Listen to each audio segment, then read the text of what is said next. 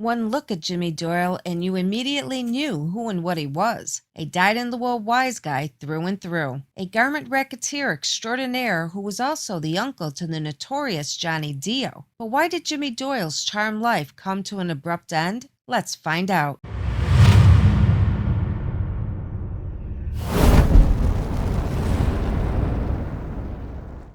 Hello, everyone, and welcome to another episode of Mob Fireside Chat. At Mob Fireside Chat, we bring to life select stories from button guys of the New York Mafia website, a virtual library of hundreds of original organized crime stories you won't find anywhere else, researched and written by my colleague The Other Guy and myself. So go check out the Button Guys world today at www.thenewyorkmafia.com and indulge your mob story cravings. And please leave us a comment, hit the like button, subscribe to our channel, and turn on the notification bell so you won't miss the next episode of Mob Fireside Chat.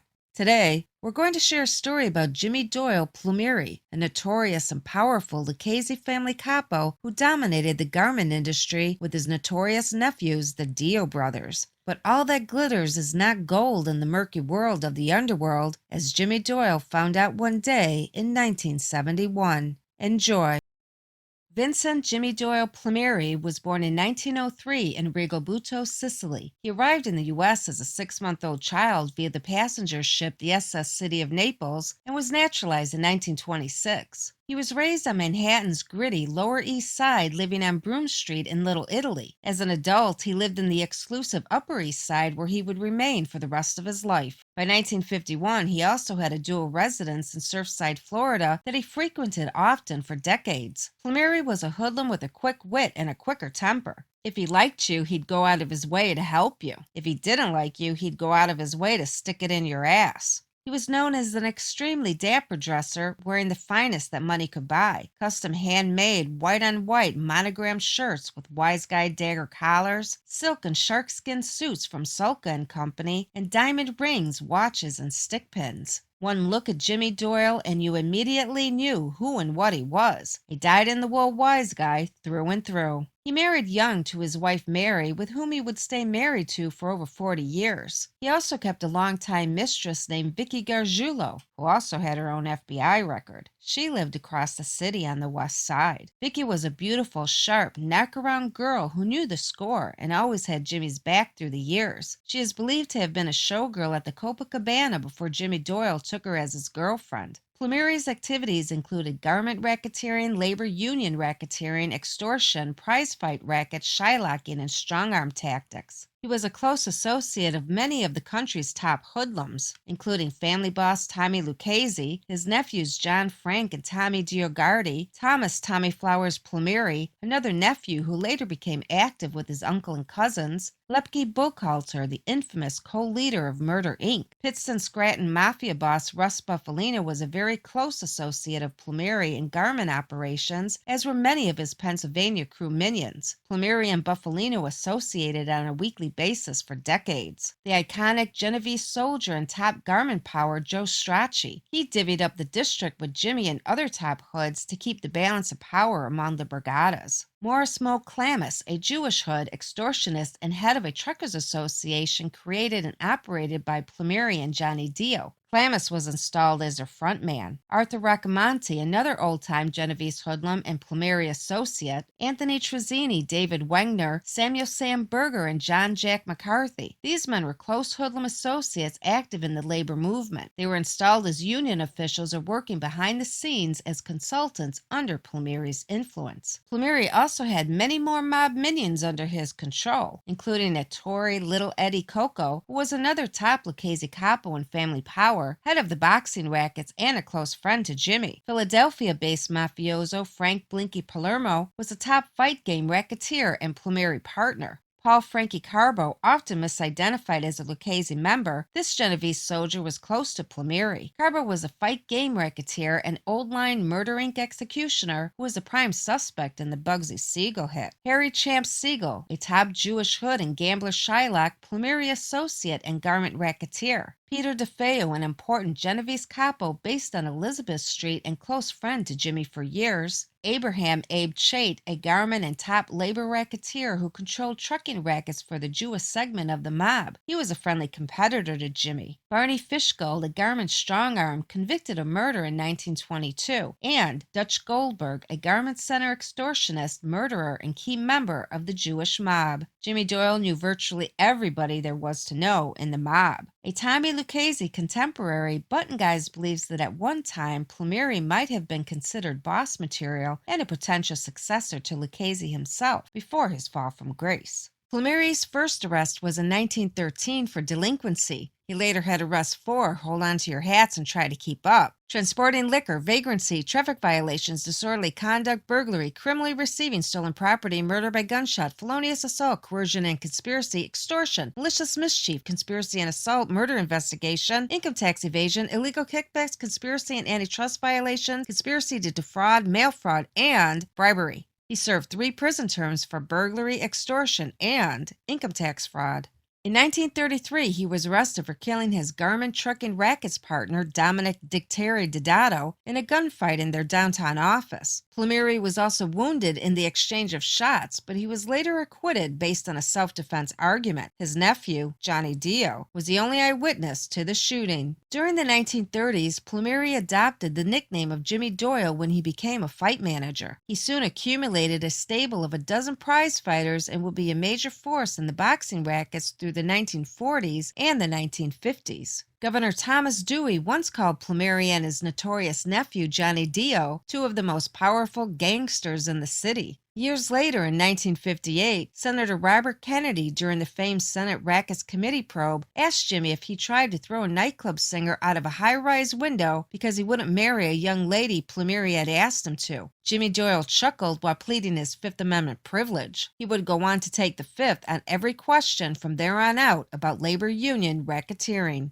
By the late 1920s, Plumeri had become a well-known extortionist and garment center hoodlum. He was alleged to have become an inducted member of the old Reina, later Gagliano family. This group would then morph into and become known as the Lucchese family. By the 1940s, Plumeri would rise to the status of a capo di decina. But even during his tenure as a soldier, the vast rackets he came to control and the resources availed to him because of it gave him a status far above the average soldier. He was closely associated early on with such dangerous industrial racketeers as Lepke Buchalter and his sidekick and partner, Jacob Gura Shapiro. Plumeri would work and partner with them in the various garment shakedowns and rackets of the day. Together, they would exercise a campaign of terror that brought the entire garment center to its very knees, an all-consuming racket dominion over garment makers and garment carriers alike. Jimmy Doyle eventually came to hold ownership interests or silent partnerships in several major garment trucking companies over the years. One of his largest trucking firms was called LG Carriers Corporation. Another was Barton Trucking Company. Both were located in the heart of the garment center. These 2 firms were dominant players for years in the hauling of garments throughout the New York City metropolitan area and as far away as Allentown and Pittston, Pennsylvania. Side note, by the early 1950s, he had partnered with several top Pittston mafiosi such as Russ Buffalino, Dominic Nicky Alimo, and Angelo Chiandra in several dress factories in both the Pittston-Scranton area and in New York City. And they in turn utilized his garment carrier and trim supply firms. These apparel carriers were among the most important of the industry, holding a lock on key garment manufacturing accounts for decades. Originally starting out operating a shakedown extortion racket aimed at dress carriers in New York's garment district, Jimmy Doyle quickly escalated his activities. He infiltrated and gained a percentage of ownership through terror tactics and the tremendous pressure he was able to bring down on victim companies. He did this through his influence in several garment labor unions, including the International Lady Garment Workers Union, specifically Local 102, through its president Sam Berger, who was a Plumeri and Dio henchman. He also had interest in a button and trimming supply firm so important to every dress manufacturer's finished product. Zippers, buttons, snaps, needles and thread, clasps, clothes hangers, and more were mandatory supplies regardless of the type of apparel designed and stitched out. This company was named the Seam Binding Corporation and was based in the heart of the garment district. It would supply many major garment houses. Plumeri also brought his young nephews into the fold, the Dio brothers, Johnny, Frankie, and Tommy. Better known as the Dio brothers, they were notorious young hoodlums and aspiring labor racketeers under the guiding hand and tutelage of their dear Uncle Jimmy. Of the three, Johnny Dio would arguably become the most well-known and venerable labor union corrupter in the nation. Jimmy and his nephew would form several truckers' associations over the years. All trucking firms actively hauling garments and varied textiles were subject to domination and control. They had little choice. You either joined his association or else. That or else often came in the form of sugar gas tanks, broken windshields, firebombed trucks, getting your head cracked open, or all of the above. Garment manufacturers and their sister subcontracting factories fell in line or suffered suspicious arson fires in their shops, burglaries where they damaged sewing machines and equipment, or arrogant union organizers and business agents who came around threatening to either unionize a shop or enforce heavy-handed labor contracts that were stifling in their demands. Before long, most everyone operating within the New York City garment district knew the score and acquiesced accordingly so as to get along, and if not thrive, then at least comfortably survive in an industry where profits could be slim pickings to begin with. And for those savvier garment executives willing to play ball and maybe even jump into the pond with the friendlier racketeers, often willingly became partners with the Jewish and Italian hoods in mutually beneficial arrangements, growing their companies in a profit-sharing agreement. Both Plumeri and Johnny Dio would each be repeatedly charged with extortion, coercion, and related criminal counts in 1932 and 1933 for their shakedown activities in this field.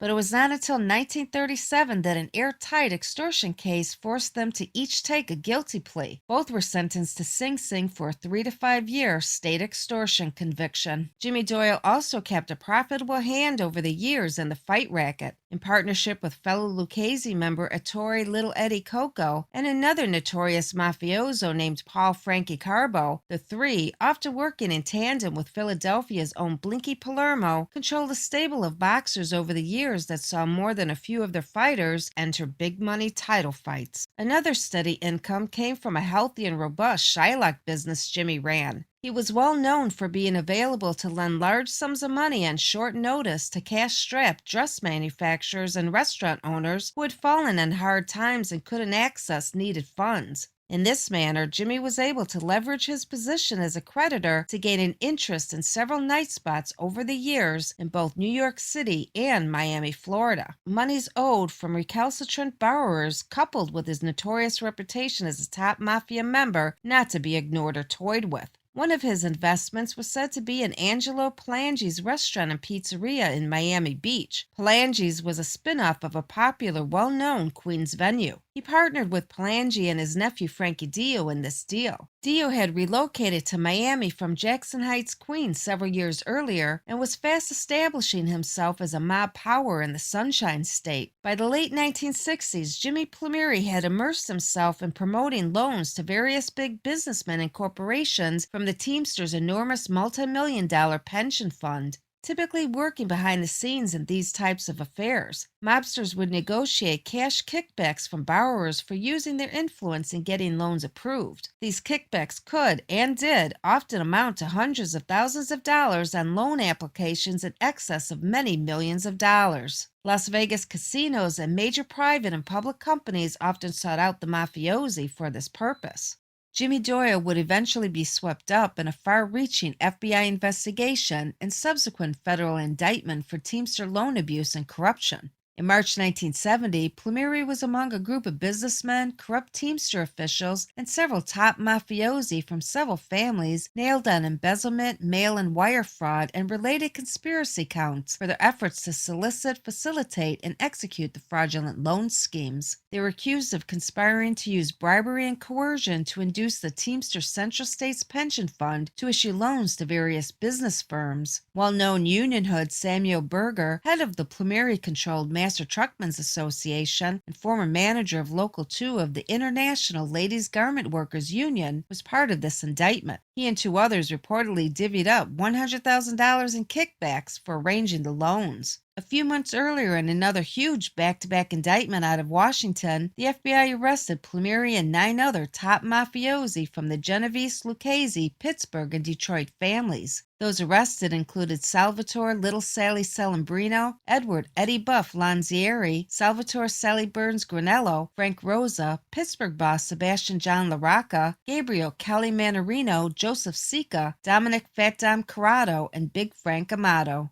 Plumeri was charged with corrupting various Teamster pension funds around the country to obtain kickbacks through illegal loans on over $1.2 million made by the funds. And still earlier indictments citing the same pension loan fraud type schemes were charged back in 1968 and 1969. Plumeri had been named along with veteran labor racketeer Jack McCarthy and several other hoods. Plumeri would later be convicted on 7 related indictments for all these various kickbacks and tax evasions and sentenced to a total of 14 years across the board in federal prison. But the judge suspended the entire sentence because of Jimmy Plumeri's ill health. What a score he made! Jimmy Plumeri was a top racketeer for upwards of 5 decades, well respected and heavily involved in many of the mob's most important rackets, and a trusted confidant of family boss Tommy Lucchese himself, which makes the rest of his life story all the more confusing. On a quiet morning in 1971, 68-year-old Vincenzo Jimmy Doyle Plumeri was found murdered on a desolate street in an industrial area of Maspeth, Queens. A plastic bag had been tightly wrapped around his head, and his silk necktie tautly pulled around his neck, having been used by his killer, or killers, to garrote and smother the old hoodlum until the loss of oxygen finished him off. It was a method Plumeri himself knew well, no doubt, and possibly used on his own murder victims throughout the years. Why he was killed is anyone's guess. Speculation ran from him having turned snitch, to being set up and killed by his own nephew Johnny Dio after a bad falling out, to higher-ups in both the Genovese and Lucchese clans deciding to tidy up possible loose ends in another Teamster Fund kickback trial, possibly afraid of what Plumeri could say if he chose to open up and violate omerta. It was speculated that because he was getting older, he might not have been able to withstand a long prison sentence should the judge have hammered the defendants with heavy jail terms. When he received a suspended sentence for his conviction on bribery and kickback charges, with the judge citing Plumeri's ill health for going so easy on the notorious mafioso, some in the underworld felt he may have become an informer. Button guys wouldn't like to believe that. In the often murky politics of the underworld, guys get caught up in mob intrigues, plots, and subplots, and often fall prey. We think that is what might have happened here. At any rate, Jimmy Doyle's harsh and brutal ending surprised many in both law enforcement and those in the mob who knew him intimately. An abrupt ending to what had been a stellar underworld career. Had Tommy Lucchese not died several years earlier in 1967, he might have saved Jimmy. But with Lucchese's passing, it seems the powers that be gave a thumbs down in Jimmy for whatever reason, and there was no one left to veto the hit. And that is the tragic end to our story about Jimmy Doyle Plumeri. We hope you enjoyed it. Let us know your thoughts in the comments below. And if you like this story, then head on over to thenewyorkmafia.com where you can enjoy hundreds more stories like this one. But before you do that, hit the like button, subscribe to our channel, and hit the notification bell so you don't miss the next episode of Mob Fireside Chat. Thank you for watching. Until next time.